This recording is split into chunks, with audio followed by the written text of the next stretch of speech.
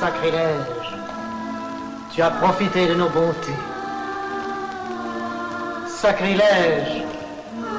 Tu as dissimulé des sentiments contraires aux règles de notre société. Sacrilège. Tu as voulu dérober les talismans. Sacrilège, enfin. Hello, hello. This is the Doom Show. Richard, Brad, Jeffrey, Nava. It's the Doom Show. Hello, hello. This is the Doom Show. Slashers, giallo, and horror. It's the Doom Show. The cuckoo clock interrupts the show. Doomed Moviethon. Death of the old salesman. Sweaty Cameron Mitchell. Hello, hello. This is the Doom Show. Richard, Brad, Jeffrey, Nava. It's the Doom Show. It's the Doomed Show. Doomed Show. Hello and welcome to Hello, This is the Doom Show. I am Richard. I am joined once again by Scott MacDonald from EuroCultAV.com. Hello, Scott. Hey, Richard. Folks, in the podcast industry, they call it full disclosure, and what I'm going to disclose is that Scott and I recorded a couple weeks ago, and we lost the episode. Destroyed. Mm-hmm. We pushed Skype to its very limit, and we destroyed it. We destroyed that. We destroyed the internet, and the black box it's in. Yeah, sorry about that. The FAA is still pissed off. But we talked about Delicatessen, the film from, God, what was it? Jean-Pierre Jeunet, 1991, Mark Caro. Thank you. And the consensus was we loved it, you should watch it, and we decided, because I've always felt, once you lose an episode, forget it. Just keep moving. So, use your imagination. Pretend you've heard the episode. Exactly. Scott, you were amazing on that episode. Thank you. Nailed it. What's so bad yourself? Oh, thank you. So, we are back. Scott has picked a film. Scott, what are we talking about tonight? Well, Girl Slaves of Morgana Le Fey. Nice. And this is 1971, directed by Bruno Gantillon, and it's French as hell. It's like totally French. It's like fromage, but not too cheesy. Just wonderful. It looks like the French title is Morgana et ses nymphs. Man, you're going to hear some bad French talking from me tonight. I'm trying to avoid I have a very bad mispronunciation gene. Yeah. Like, I just realized I've been saying Jean Roland wrong for years. I still slip and say it the wrong way. Gene Roland? That's what I say. I never said Gene, Rolling with the homies. That's right. I just quoted Clueless right there. That's a great way to start. Thank you. No, this is a great pick. I knew about this film because Mondo Macabro, the amazing label, put this out a few years ago, which you can still get copies of it. Oh yeah, it's still available. In fact, they're going to do a Blu-ray, I believe, in 2016. At least that's what I've heard rumored, or they've spoken to about. And actually, this DVD came out in 2004. I remember working in a bookstore at the time and opening up in a show Rue Morgue when I should have been working. And they had a half-page ad with the topless Morgana Le Fey image in the middle of it. So for some reason that always stuck out in my mind. What is this weird movie that, here? Well, a few things came out around the same time on that label, right? Was the Blood Rose one of theirs too? Oh yeah, the Blood Rose. Yeah. Devil's Sword, the Warrior, Clonus, Lady Terminator. Or there's the one I mix this up with the most is 7 Women for Satan. You know what? I haven't seen that one, but yes, they did do that one. That one looks great too. But Middle of the Stone Woman. Oh man, dude, love Middle of the Stone Women. Anyway, so the movie we're talking about, this is about some. Damn it, I can't help it. I'm staring at the IMDb one sentence. I gotta read this. Okay, the IMDb is great, actually. Two hot chicks. Just right there. Two hot chicks happen upon the creepy castle of French witch Morgana Le Fey and must choose either to become immortal sex slaves or rot in a dungeon. Bam. That sums it up great. Two hot chicks. It was written by a 14-year-old, though. Yeah. I'm glad I didn't watch this when I was 14. I would have been traumatized by girth. Oh my god, girth is fucking great. Okay, yeah, girth is the wild card in this movie. So, yeah, like the plot says, two young ladies, I believe they're college grads or soon-to-be college grads. We got Francois, played by Mireille Saunin, and her buddy Anna, played by Michelle Perello. And they're just chilling, driving through the countryside. They're having some like chit chat, and you get very little character stuff. Oh wait, you know what? Screw that. Hold on. I'm sorry. Backtrack. Rewind. This movie starts with nudity in the first 4 seconds. Okay. That is awesome. Like, I have seen a lot of exploitation films and like sexy movies.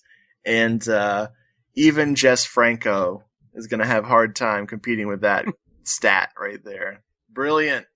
Right. It's right off the bat. Here you go. This girl is getting cast out from from Morgana's sex cult. You don't really know what's going on. It just jumps right into they're talking about talismans, and this girl who's very lovely is being cast out for doing something wrong. We don't know what. But we instantly meet Girth, played by Alfred Bailou. This guy is a character. Hunchback, not wearing a costume. He's just a real hunchback. Let's be honest, he is wearing a costume. It's just not a hunchback costume. I mean, the outfit he wears in this is... Oh my god. Okay. Like, for a split second, I got nervous that he was Morgana Le Fey. Like, he was, because he's wearing a dress. But it's one of those outfits that children would wear, where in, like, Elizabethan times, both male and female children would wear dresses until a certain age. So I don't know if they're trying to refer to that, or he's just a free spirit. I don't know. I'm not judging. He actually made a lot of the movie for me, aside from the obvious, lesbian sex, wall to wall. The fact is, he's just such an oddball character to just throw in this thing. You're like, what the fuck is this guy doing here? Here he is again. And this isn't my first time seeing him either. He's a fairly prolific actor. He's been in a lot of stuff, but the only thing that, of course, where else would I have seen him but in a Jess Franco film? Plaza at Troy? Yep, or How to Seduce a Virgin. I hate that title so much. I love the movie, I hate the title. He is the creepiest. Like, he's weird here. In that Franco film, he has very little screen time, but he is fucking weird. Oh, man, I wish I could remember some of his dialogue from that movie, but, like, he has this backstory, and he's like this little man who went insane after witnessing a horrible event, and he spouts off all this like prophetic gobbledygook. Oh man, it's good. It's good stuff. By coincidence, by the way, Mondo Macabro did put out the DVD of How to Seduce a Virgin. And that was about a year or two ago. Well, they were gonna call it How to Juice Up Your Kadonkadonk, but that's the title of my biography, so I sued them. I don't know what a better title would have. I don't know what. I don't speak French. Troy translates to 3, so something makes 3. I don't know, but How to Seduce a Virgin. It just sounds lame. Yes. There's really no how-to in that movie. No. Once we see this mysterious event take place at the beginning of the movie, then we meet Anna and Francois. Francois is Muriel Saunin, and she'll be our lead girl for this movie. Someone will ask if she's the one. And her buddy Anna is I think Anna is the art school grad, and Francois is like the philosophies major or something. Or something. Who knows? But it's just really cute. These two are really fun right out of the gate. The minute you see them in this car driving on these old dirt roads that some shenanigans are going to happen. They stop at a bar, or I guess a cafe. I was going to say a pub, but they're not in England. This ain't England, y'all. I immediately was expecting them to order a cheese sandwich. A Paul Nashi movie or something? Dude, thank you. I was going to see if you got that in, what is it? Blue Eyes, the Broken Doll. Paul Nashi's like, I'll have a glass of wine and a cheese sandwich, please. You know what? This is going to sound really, really pathetic, but every time I put on Blue Eyes, the Broken Doll, I fall asleep within 20 minutes. You know, I'm it's like telling you, man. It's supposed to be great, but for some reason, so I've got that moment of him ordering the damn cheese. I've seen that moment 20 times. I've seen the rest exactly. Of zero. Dude, get a Red Bull and power through it. That movie's amazing. I know I should. For some reason, I always put it on, and I think I've now psychologically conditioned myself to associate being tired with watching Blue Eyes of the Broken Doll. You got to break the cycle. Yes, I do. Because obviously I love Nashi films. Exactly. So. What they don't know is that the girls, they're stopping at this very specific place, this cafe/bar. It's a Ruddy Face convention.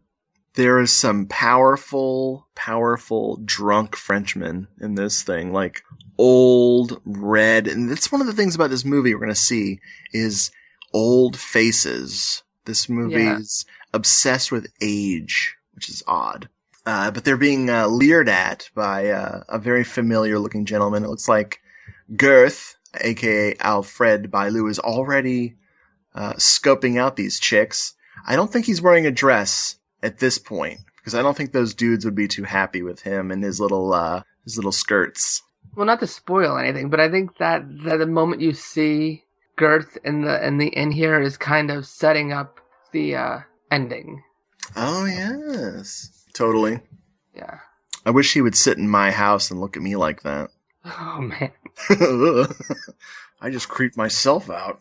The owner of the bar tries to warn the girls not to go through the village, just to get the hell out of there. And of course they laugh at him. And I think they stiff him on the bill. Did you catch that? Because it looked like they waited for the owner to leave the room and then they bolted after having some wine and getting some coffee for their thermos. You know what? I don't get really close into details, so I definitely missed that. It was strange. Like they were like, oh, he's gone, let's go. And they bolted. And I was like, bitches, get back in there and pay the bill. Come on.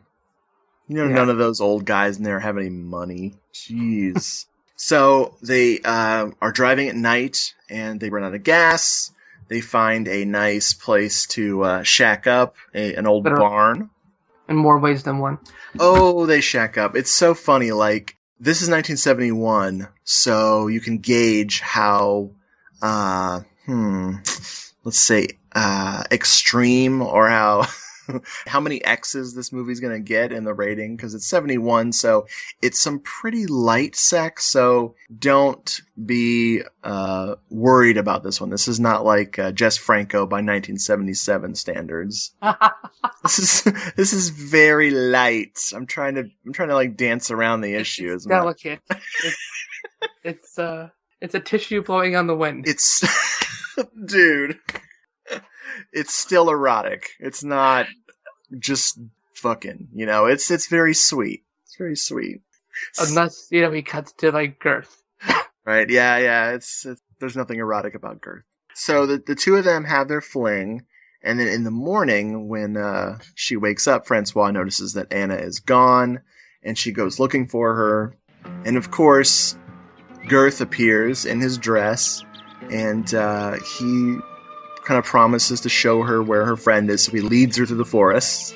He basically leaps through the forest. Like it's like a fairy or an elf or something. It's very strange. He's prancing. Yeah, that's exactly what I was looking for. The word. You're right. He's fucking prancing through the forest, and she's following this prancing guy in a purple, Shakespeare outfit, going through the woods. Yeah, what did Jess say about this movie? That this Roland. Yep. Roland at some point. Yeah, but I think that was more referencing the scene with the horse at the end. Oh, yeah. Well, think about this.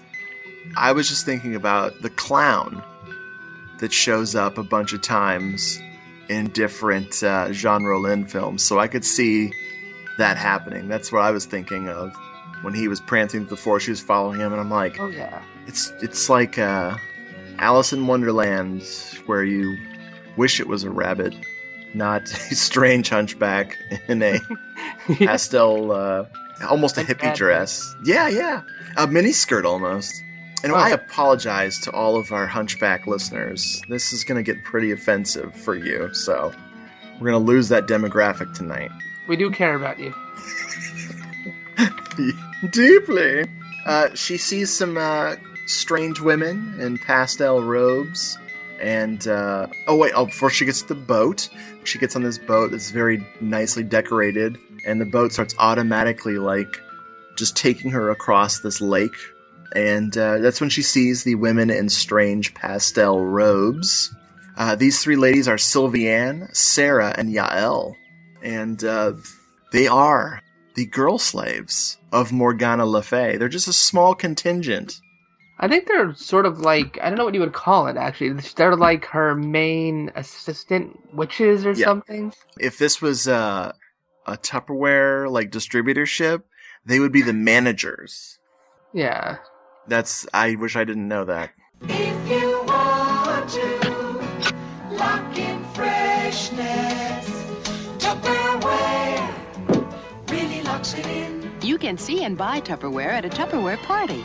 A Tupperware dealer will tell you how you may qualify to earn this handsome Hamilton Beach adjustable electric knife and cutting board if you have a party in your home by December 30th.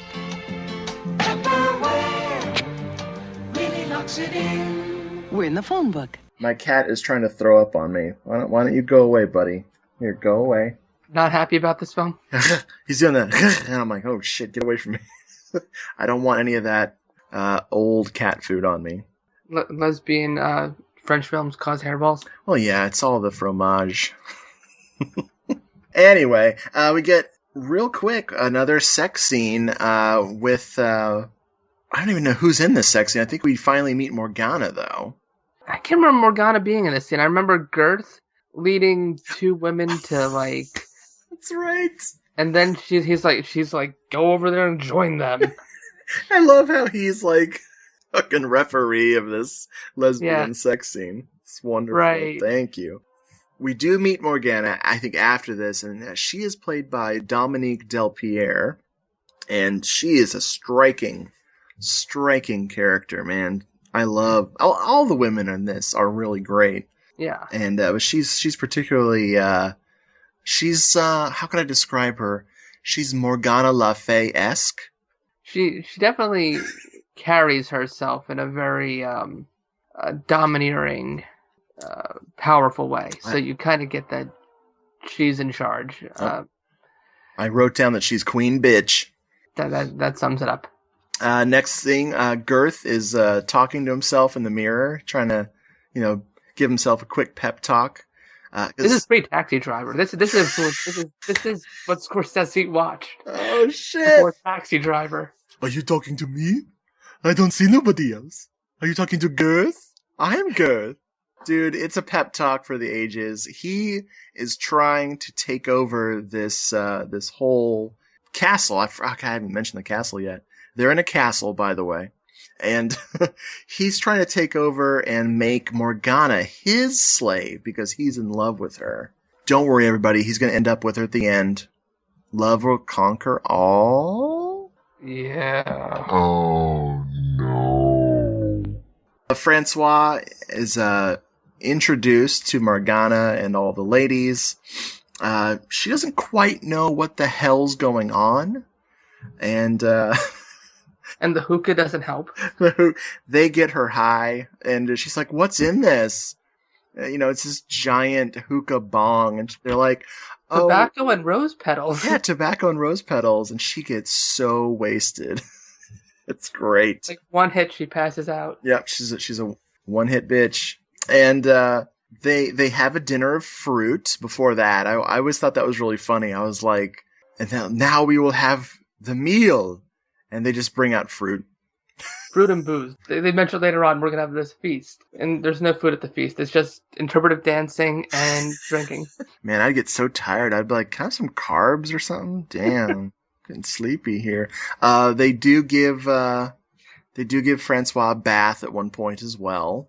Which, Francois is, Muriel Saunin. She is really, really gorgeous. I'm gonna say that bath scene though, it's so funny. It's like, where's my friend? Who cares? Let's give you a bath. Yeah, Anna's still missing at this point.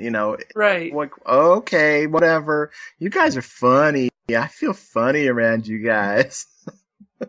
It's like the way a guy would react. That's what's so funny is like, because Francois is presumably gay or at least bisexual, and she totally gets pulled into this.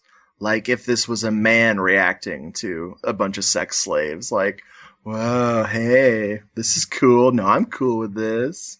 Right. She doesn't analyze the situation until like much later, and then she runs for it. Exactly. She's like, fuck this, I'm out. We do finally get to see what has become of Anna. She's all tied up down in the basement.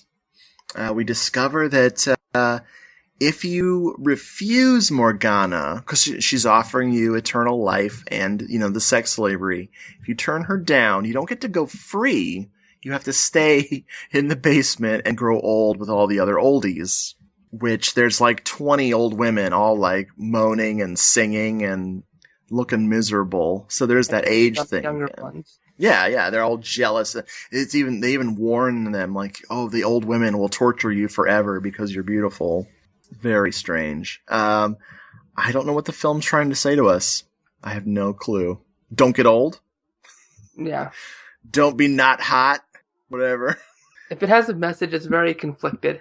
Yes, I also feel conflicted about that totally obtuse message.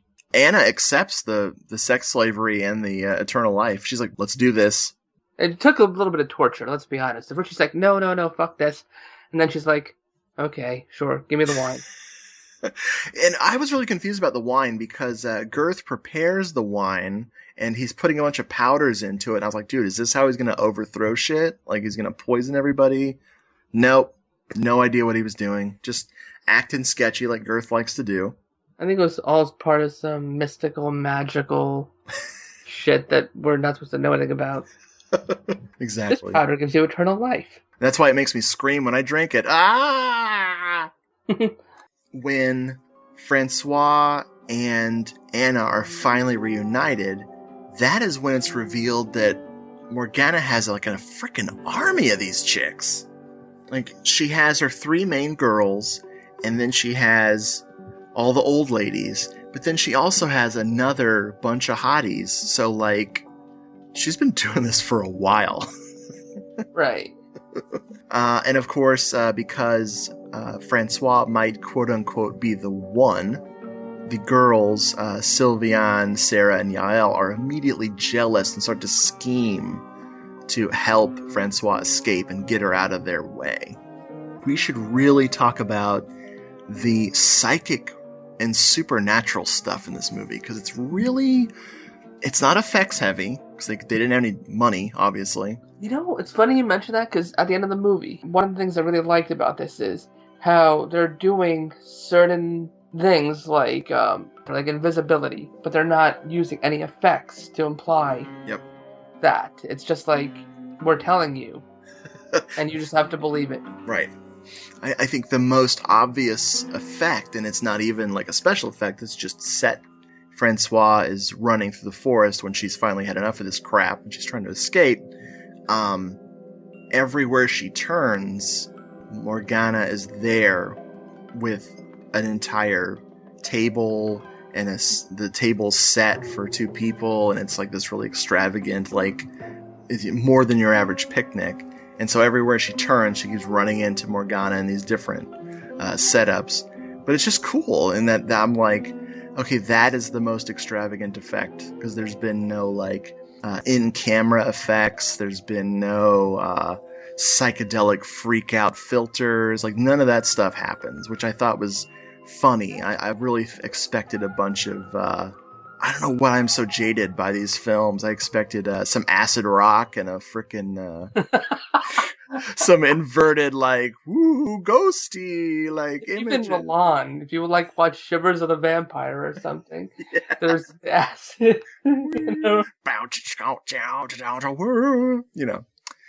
So none of that happens. But no, it's really cool, and I really like the way the girls, the 3 main girls, are really in tune with their psychic abilities, and they kind of can see things through Morgana's eyes, or they can sense what Francois is feeling, and they just kind of look kind of like dreamy out at the camera and say, oh, she's scared, she's swimming. Exactly. Right. Some of that was really, you're watching that, it's almost hypnotic. Like, you're like, oh man, totally. And it creates this air of suspense, because there's no, like, suspense music. It's just like, they're subtly going, she's in the woods. She's, and you're like, okay, something's going, they're implying that something's eventually going to happen. And all of a sudden, Morgana's like, get the fuck out of here. Now it's my turn to take over this shit. Well, the movie, and I don't think I've ever said this about a French art horror film before, but this is really consistent in tone. Like, it establishes its own rules, and it never throws in any extra crap. I mean, the music is really good. We should mention. Oh God, the soundtrack is fantastic. I'm clicking the link. The music is by Francois de Roubaix. That's how I'm going with it. Or Cisco El Rubio in the credits. Yeah, I saw that somewhere. Cisco. I mean, thong to thong thong thong.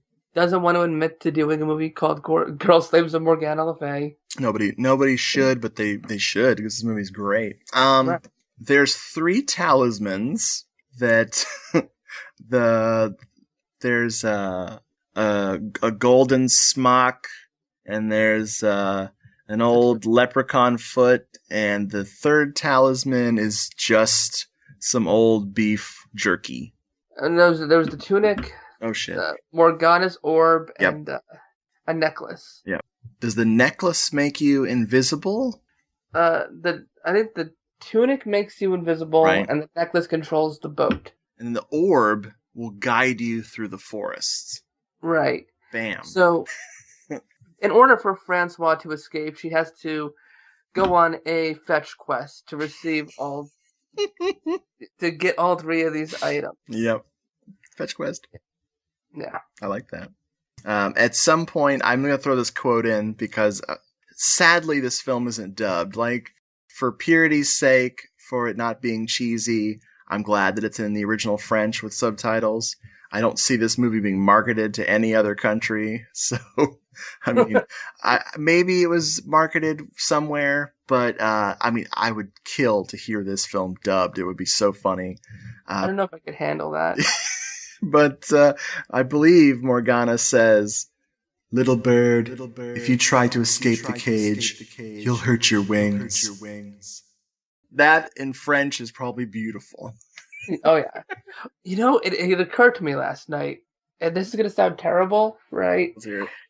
I watch a lot of, foreign language horror films, foreign language films, and I realized that the performances, for the most part, seem very solid in these films. Yeah.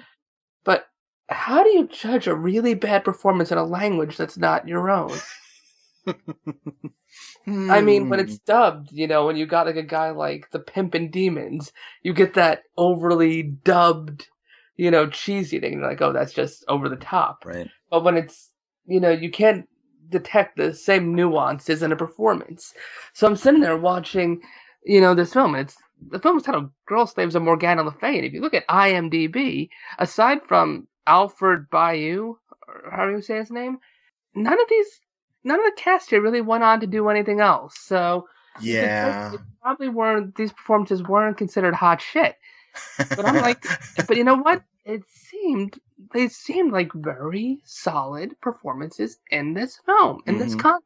Yeah, one of the girls, Sylviane, she is played by Ursula Pauly, and the only thing that caught my eye, because she did not do a lot, she was in both The Rape of the Vampire and The Nude Vampire by Jean Rollin, so... Yeah.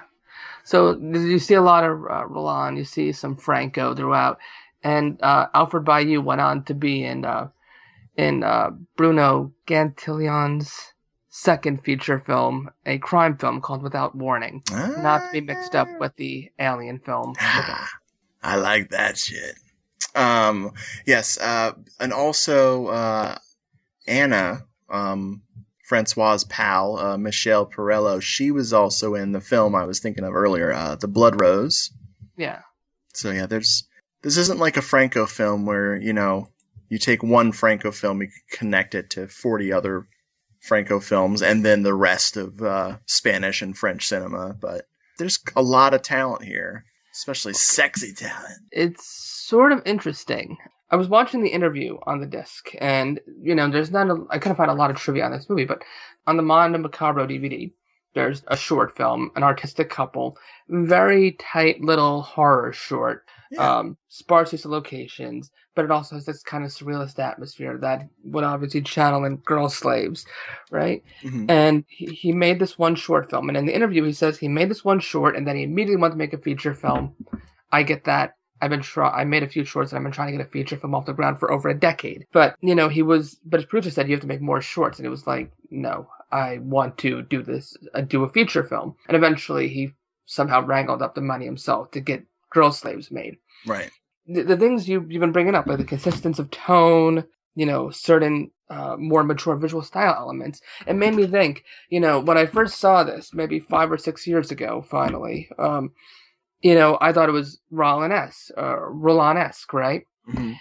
And it's partly true. I have to wonder if he had seen, because I think at this point, when he shot it, Roland might have done, he had already done Rape of the Vampire, The Nude Vampire, and I think maybe Requiem. That's a good point. But he seems to have done it with a tad more restraint and a bit more maturity to it. Right. Roland, obviously always said he added the sex scenes to get producers. Mm. But I also think there had to be some sort of passion for that work because he kept doing it throughout his career. If you look at this director's IMDb page, he did like 3 feature films in the 70s. This one was like his horror film. The next one was a crime film, and I can't remember what the third one was. And then it's all like TV movies and episodes of TV shows. He did an episode of Highlander in the 90s. That's probably him trying to break into the American market right there. But overall, you got to think, it's almost like he's like the anti-Roland. Where Roland made these films and then just continued making, this one style of film throughout his career. It's almost like he used this as a calling card to make other types of films and then into TV and build a career off that. Which is just a more natural progression for a lot of American directors who started in horror usually got out of it as quickly as they could. We talked about Delicatessen last time. Mm-hmm. Mark Caro fell off the face of the earth after City of Lost Children. He did that film Dante 01. But, in a little bit of research I did, apparently he's working not so much in French TV, like where you would see credits like Bruno Gantillon, but in commercials. There you go. So I've noticed with a lot of European countries, they have like grants and things from the government to help a filmmaker get, a first independent feature off the ground. And then, you could use it as a calling card to get work in the industry. So it looks like that's what he did here. I don't think Girl Slaves actually had that same government funding that, like, a Delicatessen did. No. The French government would have ever put money into a lesbian exploitation film, so please don't think I got that mixed up.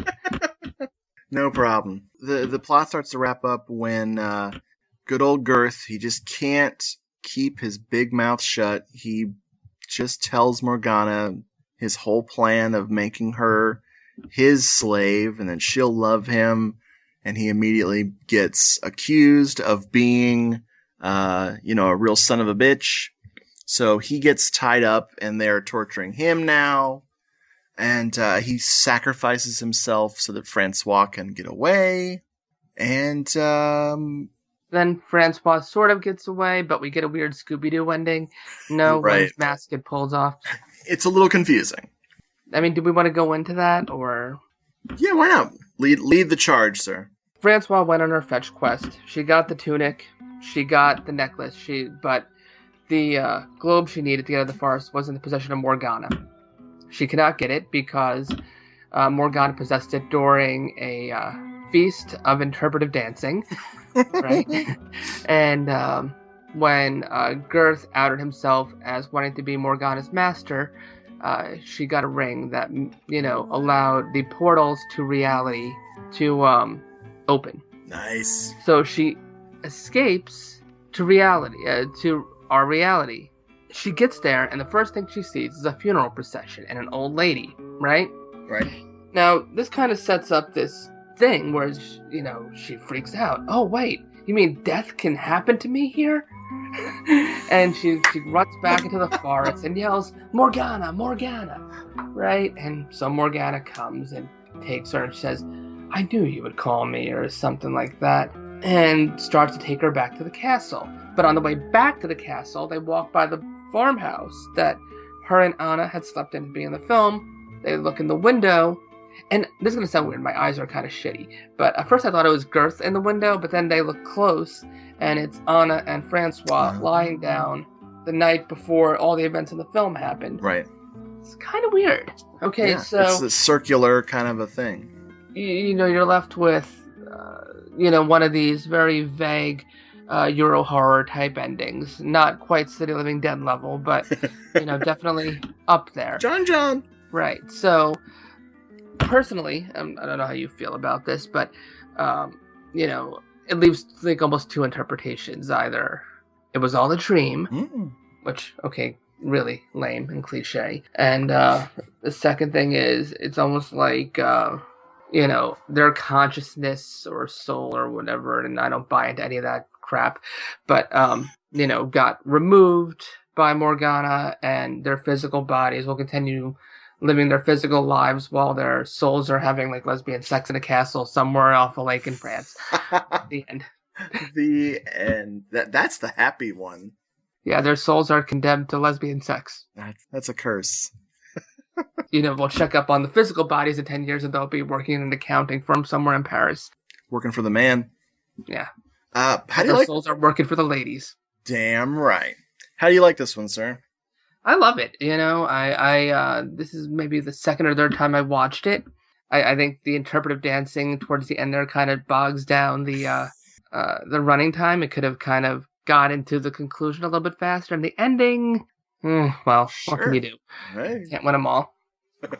But overall, I like that kind of languid Euro horror, dreamlike pacing, and that really happens here. So, yeah, I dug it. Sweet. Yeah, this was my first viewing, and I'm really glad you picked it. It was very good. Right when it started, I was like, whoa, Scott's a pervert. This is disgusting. Oh, come on. I wanted the simple twerp at one point, dude. Of course I am. Oh, man. After 55 Jez Franco movies, nothing is disgusting to me anymore. No, this was just really good. The dreamy atmosphere. I can't stress enough how beautiful the castle that a lot of this takes place is. It's a character in itself. By the way, just because I didn't have any trivia on this, someone on IMDb reported that the castle is called the Chateau de Val at Fort Les Orgues in the Courcey area of France. So if you want to find a castle occupied by lesbian spirits, there you go. Bam. We just did you a favor. The camera work is excellent. The ladies are all beautiful. This is truly an eccentric film because that tone is all its own. I mean, it does feel like Jean Rollin, and it does feel like a little bit of Jess Franco, but it's just so restrained and different. And like you're saying, the sex was included so the producers would fund it. I don't think the director was all that interested in the crazy sex scenes, since there aren't any. Like, you see like a boob shot here, as like a belly shot, it's not like there's if you notice, there's not a master shot of sex. Exactly. It's like, it's always like a body part. Right. When he cuts between body parts and then a close up of someone in a mask or something like that. It's not typically how erotic scenes are shot.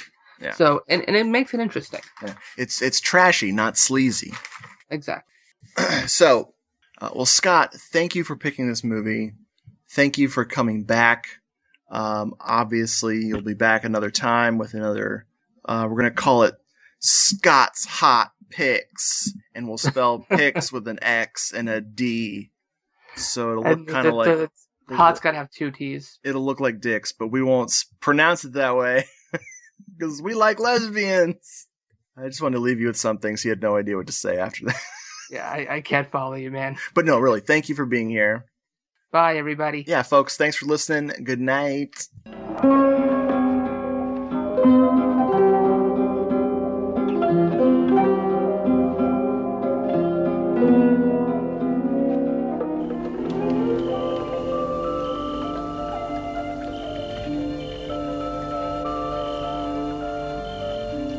Hello, This is the Doomed Show is available at hellodoomedshow.podomatic.com. For the old episodes, check out the archives at doomedmoviethon.com. To contact the show, email us at doomedmoviethon@gmail.com or at doomedmoviethon on Twitter.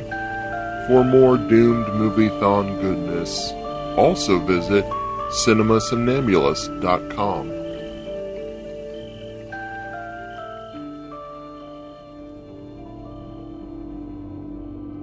Looking for something different in your podcast library? Then why not check out the Podcast Under the Stairs? I'm the host, Duncan McLeish, and joining me each week will be a special guest as we examine some classic, old-school horror favourites, as well as some modern classics. That's not to say that we don't tackle some of the, let's say, more questionable entries into the horror genre. And if all that wasn't enough, we have a subset of shows called Baz v Horror, where our horror novice, the Baz, tackles horror in all shapes and forms to see who will come out victorious. So what are you waiting for? The show can be found at podcastunderthestairs.wordpress.com and on Stitcher and iTunes. The Podcast Under the Stairs is a proud member of Legion Podcast Network. This is Duncan McLeish from Under the Stairs, signing off. Hello everyone, I am Rod Barnett. I'm Troy Gwynn. And we are your hosts for NashiCast, the podcast about the films of Paul Naschy. We, for over 5 years, have brought you the joys of Spanish cinema, filtered through our brains to you. Yes, now, what is it that qualifies two Southern boys to talk about films that came out of Spain? And I can't think of a single thing. There's nothing that qualifies. Nothing. Except that we just love them. We love them. NashiCast covers the films of Paul Naschy and any other Spanish horror film that we can pretend we know something about. Yes. If you love beautiful women wearing incredibly short miniskirts in subarctic temperatures, chased by werewolves in leisure suits. If you love werewolves, vampires, unidentifiable beasts, or crazy people driving women around and talking like a maniac to them. Yes, flying cats, beheadings with axes. Blood that looks like melted crayons. Shambling zombies, yeah. Some of the films that we've covered in the past are Mark of the Werewolf, Howl of the Devil, Vengeance of the Zombies, Horror Rises from the Tomb, Tombs of the Blind Dead, Vampire's Night Orgy, ooh yes, Join us on this journey through the golden age of Spanish horror where Paul Naschy, Leon Klimovsky, Jess Franco, Armando D'Osorio take us through a filter Espanol. Join us for the Naschy Cast. Did you ever see a film at such a young age it left you traumatized with cinematic wounds? Necrophilia. It's a dead issue, man. Don't push it. Cinema Psyops is a weekly podcast documenting an ongoing experiment on the mind of an unwilling test subject. No one should have to watch this movie. Oh, no one should have to watch this? No one should have to watch this movie. Surprisingly, it's not a topic that a lot of people really want to tackle. I'm shocked, prudes. I know, really. Right? It's the next sexual frontier that no one wants to explore. I am, in the most sincerest of senses, disappointed in you. It takes a powerful goddess like Connie, jam her arm down the monster's throat and kill it. Oh, I'm still tripping out over that. Even as a kid, I was like, I gotta find a girl like that. Every week, I get a new look of disappointment that I never thought I could get out of her. Unimaginable. At 12 years old, you should not be watching this movie. Obviously. At 13, you should not be. 14, you shouldn't be. I'm not entirely sure even 17-year-olds should be watching this. Just because you're offended by something doesn't mean that you have the right to demand that it doesn't exist. Watching this film again, I had all of this like little nerd glee with everything that kept little popping history up. doll popping up absolutely. at you. So I totally loved this film. Hey, I know why you couldn't see that. It's because your brain's warped from watching this shit at 12 years old. Yeah, this is a rough movie. I told you ahead of time when we were getting ready to do it that it was. How did you watch this shit at 12? Because physical wounds heal, cinematic ones don't. Listen to Cinema Psyops. Psyops.